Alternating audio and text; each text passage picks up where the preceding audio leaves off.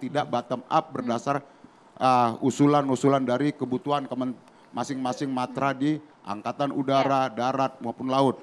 Itu tidak ada yang rahasia di situ. Ya, maka tema pertahanan itu menjadi topik bahasan karena yang dibahas yang umum, bukan yang rahasia. Jadi kalau kemudian tidak mampu menjawab dengan hal-hal yang umum tadi, kan yang ditanyakan kenapa Pak, maaf nih Bung Daniel, kenapa ditanyakan detail kepada Pak Prabowo yang saat ini sebagai calon presiden, beliau juga adalah Menteri Pertahanan. Maka ditanyakan, karena tadi disampaikan juga sarapannya, wah itu udah makanan sehari-hari isu pertahanan. Ternyata makanannya bukan pertahanan sehari-hari, makannya makan bubur. Maka jawabannya juga jadi nggak nyambung. Saya sedikit. Oke. Saya tentu juga ingin sedikit mengelaborasi ya. Yang pertama, saya mungkin ingin berangkat dari satu tweet yang buat saya menggelitik gitu. Kalau besok mau ujian, adik-adikku tersayang, persiapkanlah bahan-bahan belajar dengan baik begitu ya Bu Huji. Jangan kemudian malah malamnya ngedit dinner sama bosnya. Makanya begitu ujian kagak bisa jawab, ya kan? Nah, apa yang ingin kita sampaikan. Siapa tuh maksudnya Mas? Aku nggak paham tadi. Enggak, terus terang aku nggak paham. Udah ada tuh di berita-berita. Iya yang mana Mas? Yang ya, makan malam dengan bos. Oh Pak Jokowi maksudnya. Betul. Ya karena bos Pak Prabowo iya ya kan, Pak Jokowi. Bosnya. Nah, saya padahal oke, begini. Kenapa pertama saya ingin sampaikan kenapa kemudian dalam konteks penilaian Mas Anies sebenarnya berseloroh mengucapkan 11 dari 100 ya? Which is itu memang sangat obvious lah ya, artinya itu tetapi harus dilihat dari perspektif value yang memang diperjuangkan oleh Mas Anies, yaitu bagaimana menghadirkan keadilan, value bagaimana membela kesejahteraan. Pertama, ya kan, dari anggaran Kementerian Pertahanan yang demikian besar, kita bisa melihat berapa anggaran yang dialokasikan untuk kesejahteraan prajurit.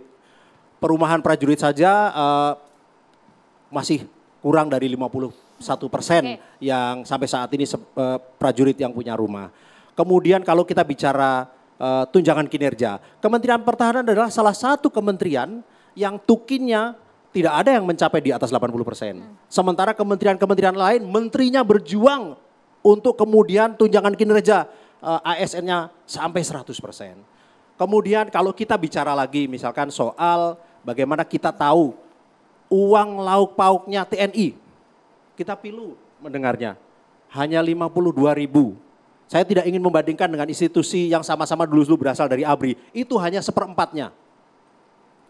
Belum lagi kalau kemudian kita bicara bahwa yang namanya teman-teman TNI itu, istri-istrinya terutama yang pangkat-pangkat yang bawah itu, nggak ada itu ketika suaminya bertugas di luar mereka dapat tunjangan vitamin untuk memastikan bahwa misalkan yang hamil juga bisa mendapatkan vitamin sehingga tidak akan terancam stunting dan sebagainya. Dan yang terakhir, kita tidak pernah melihat anak-anak para TNI yang berpangkat tamtama itu mereka bisa mengantarkan anak-anaknya hingga jenjang perguruan tinggi. Yang karena memang apa? Karena memang jangankan untuk mengantarkan anaknya sampai sekolah tinggi-tinggi, untuk punya rumah sampai pensiun aja mereka jarang sekali. Mas Teguh, tapi maksud kalau, saya ini kan soal pemihakan yang jelas. Nah, buat Mas Anies itu adalah hal-hal yang menunjukkan betapa Pak Prabowo abe soal itu. Tapi kalau 11 dari 100, 1,1 kan kayak gak ada kerjanya gitu loh Mas.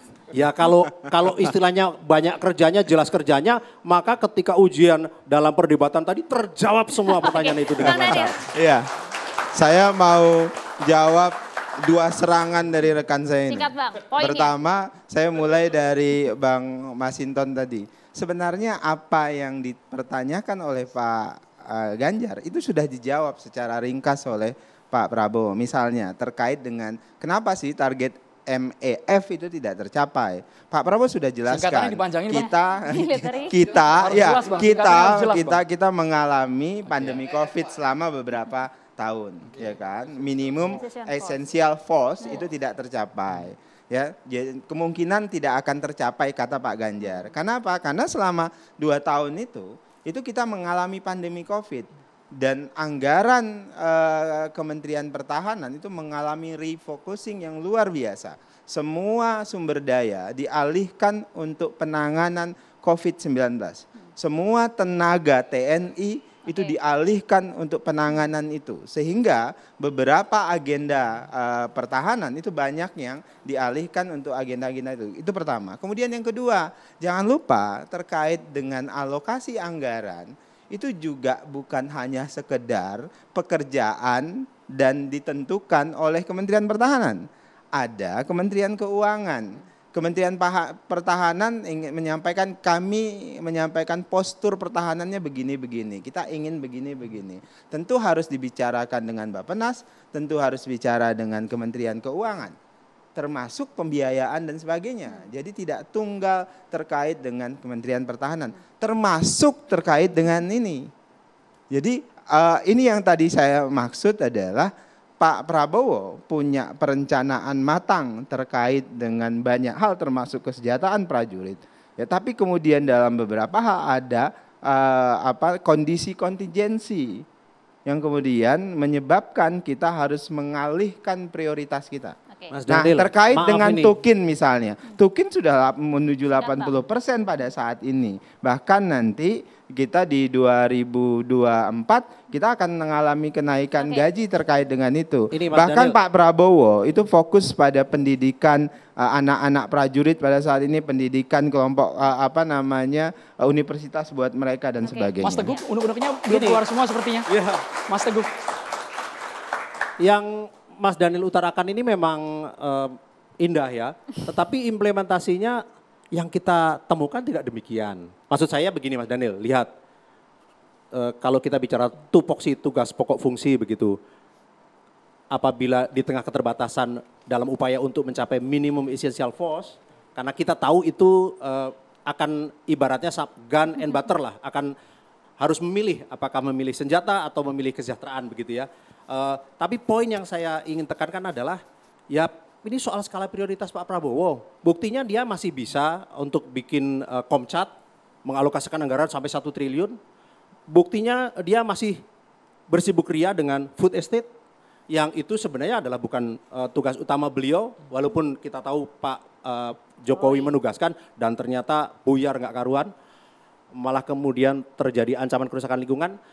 Dan kemudian hal-hal yang ya dengan segala hormat tidak kemudian sejalan dengan apa yang Anda katakan tadi bahwa kekuatan pertahanan keamanan kita disegani karena ternyata Anda balik lagi di saat Pak Prabowo dikasih kesempatan untuk harusnya menerangkan itu, Anda katakan Pak Prabowo tidak akan mau membuka kelemahan atau kekurangan. Sebenarnya tidak.